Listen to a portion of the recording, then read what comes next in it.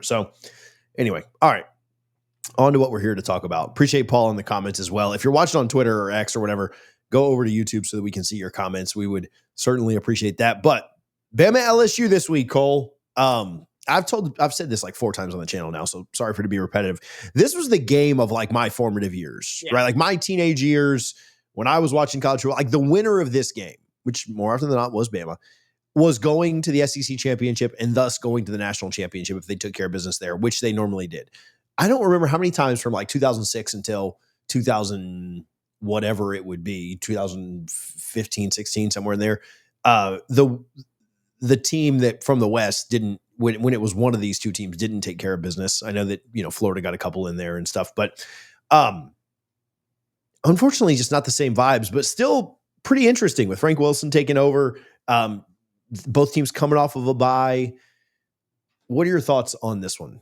Well, so as a Bama grad, this was always the game of the year. It was the game of the year on campus. It was the game of the year for what was just the ambiance of the matchup. And more specifically, this was always we have a mutual respect and a mutual disdain for you. And so that added more validity to this matchup. And while you may say that no more Brian Kelly on the sidelines, Alabama's rolling coming off of a bye week, and that they're making sure that they set records in the SEC, there still is a lot of pride to play for in these two sides. I mean, for the state of Louisiana, you want to go ahead and beat up on Alabama. You want to go ahead and prove that you are the superior team, that you can be still a threat for the long haul. And for Alabama, you want to have a sigh of relief. Because remember, you still have 2 more games against Power 4 opponents in Oklahoma that has rejuvenated some life in itself. And then Auburn, you play at Jordan-Hare.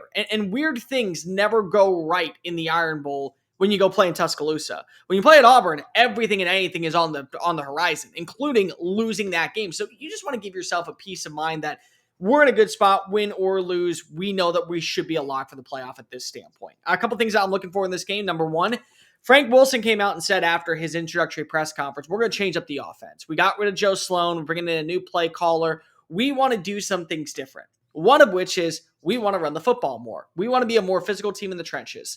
Well, on paper, that makes a lot of sense because Alabama's weak point of its defensive line is the run game. They have allowed a couple of explosive plays and yards after contact and the inability to make tackles. On the flip side, this is one of the worst rushing offenses in college football, and it has been for the last 2 years. So what's going to be the changes that we see in the offensive personnel that allows a team like LSU to be able to get the ball moving efficiently on the ground early on in the game to then set the passing attack? Can it be salvaged? And if it can be, are you going to Jujuwan Johnson? Are you going more to Caden Durham? Who's going to be that lead back that kind of takes on over and changes the overall persona of what we know about this rushing attack? A rushing attack that on paper is terrible, but does have the talent to, I think, make plays.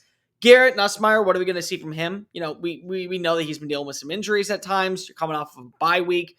Do you feel like that you've healed enough to where you're going to be on possession to make a lot of plays and make some timely plays?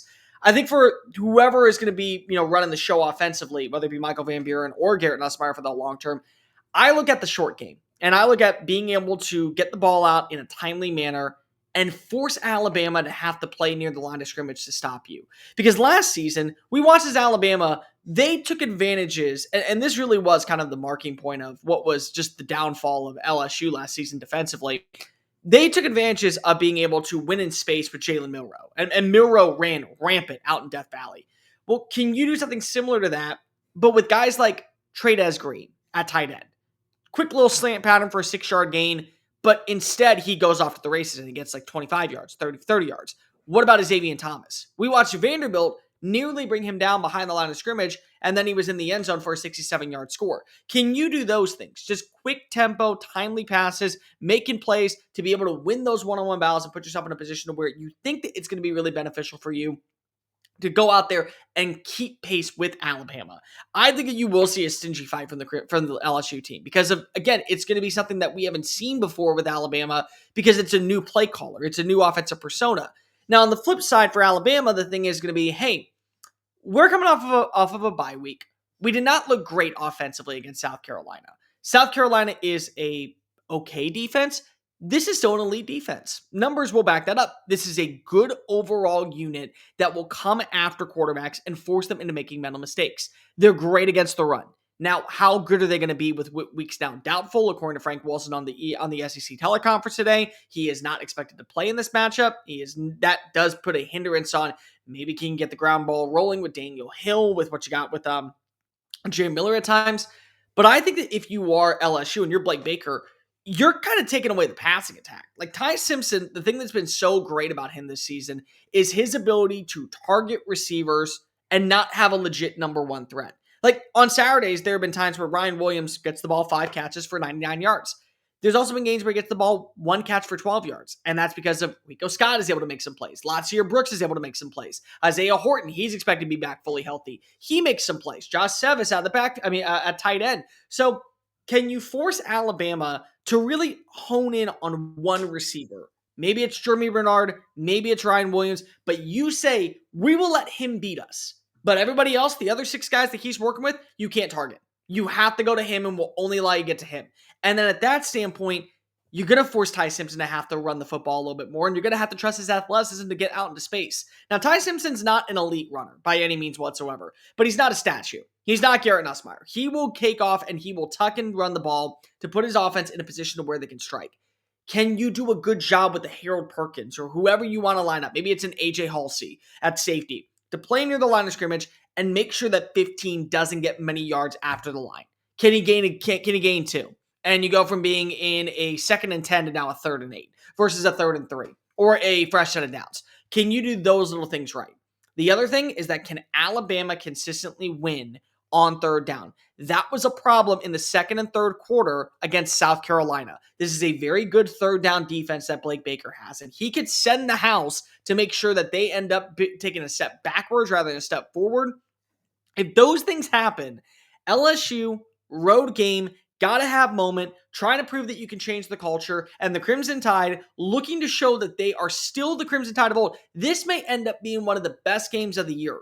But the bottom line is that there are 2 things that I think do go against LSU. Number 1, offensively, they are very limited on the ground. And number 2, TJ, have you seen the record of Kalen DeBoer in his head coaching era back at Fresno State, even when he's coming off of a bye week? Yeah, Every he's single great. time. It's not just about winning.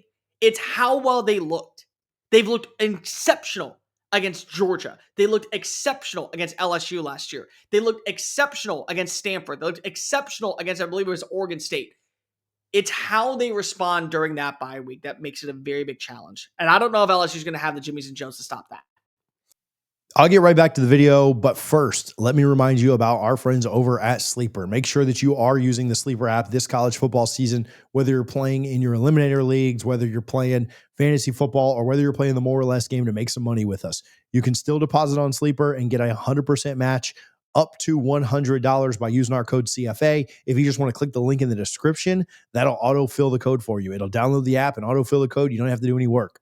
Put your info in. Play the more or less game with us. Go get the free plays and make some money with us. Make sure that you read their terms and conditions because terms of use do apply. Appreciate Sleeper for their support here on College Football Addiction.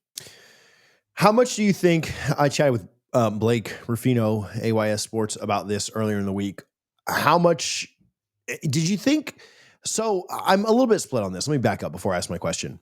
I think the Florida fans celebrated the way that they looked against Georgia as, oh, look, we look better without Napier, which there could be some truth to that.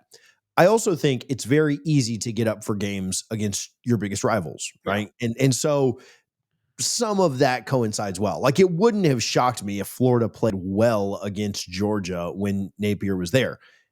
Knock on wood, or not, knock can't hit. They played well against Texas, and Texas was obviously going through things, and Napier was there too. So I think when you play these big games, you automatically get up.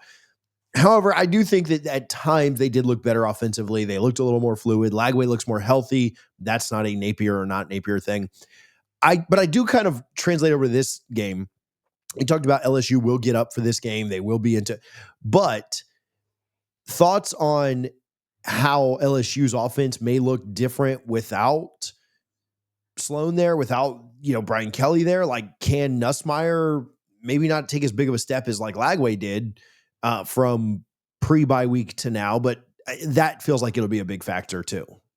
My big question is we've seen LSU do this far too many times where the run game isn't working. So they say, all right, we're going to throw the football and we're just going to continue to throw the football and we're going to put all the pressure on 18 to have to be the guy. And it comes back to bite them because of there are just some limitations going up against certain defenses. Do we see Frank Wilson, who was a former running backs coach, does he just lean into the run? Like there's 12 drives, 12 plays in, and it's an 11-1 run to pass option.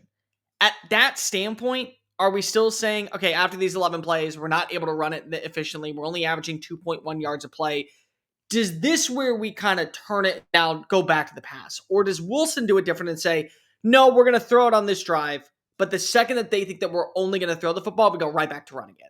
I think that was always the downfall of Joe Sloan, is that they gave up on the run far too early because they knew that they were already down and in a hole, and it wasn't working for them. But my fear is that we're going to see those similar results to where Alabama maybe jumps up to a 10-point lead. And because of they see those double-digit markers, well, now we got to throw the football. Well, Garrett Nussmeier is, in my opinion, not fully healthy, number one. And I still have my questions at the wide receiver spot. Now, Barian Brown's made some plays. Trey'Dez Green is awesome at tight end. He's a freak of nature in space. Xavier Thomas can make plays after the line of scrimmage. But I still wonder, Alabama's not a defense that you just mess around with and figure things out, especially in the secondary. They're top 5 in coverage. They do a good job of winning their one-on-one battles and blanketing receivers to make balls be overthrown, and then defensive backs are in the right place at the right time to go ahead and waltz it all back in. So I could see that being the case. I wonder what we're going to get from Frank Wilson if the rushing attack is starting to teeter off and you go, no, we're going to trust this. It will figure its way out. What's the Alabama? We give credit to LSU for, they'll get up for this game. I think Alabama will too. That's the problem, right? Like, this is not, if this was, a game in, I don't know, if you were playing Mississippi State on the road, if you're playing Missouri this week, I don't know, maybe it'd be a little bit different, but Alabama sees the logo on that other side of the helmet too. And I don't think Alabama views this as like, oh, well, it's a down LSU team. Let's like kind of take it easy and not go. I think that's the problem, is Alabama certainly gets up for this. And I just think the way the two teams are playing, it leans so heavily towards the Crimson Tide. I thought Florida State quit against Stanford, and then they rebounded really nicely off of a bye week and looked good against Wake. Different competition here. I think LSU quit against Texas A&M. They certainly could rebound here, but it feels like the kind of game that if Alabama just takes care of what they need to, they should have a lot of paths to victory in this thing. And that's probably LSU would probably need some pretty big breaks to go their way or play to a level that we haven't seen yet this year. The line broke earlier on Monday when we did our predictions at 9.5. I think that this is going to be under 10 points. I truly do think that. I think that there is going to be some fight in LSU. There's pride in this game. For years, it would decide not only the SEC West champion, but who would go to the college football playoff, who would compete for a national title. And you don't just lose that gusto because of you lost a head coach. No. That's always just going to be the case. But Alabama, I think, has the superior offensive line. I think Alabama knows what its offensive identity is. And the crazy part is we didn't even mention Ryan Grubb. Ryan Grubb gets into his bag of tricks once a game.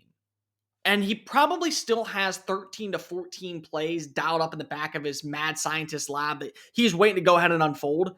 And some of them are going to be saved for the playoff.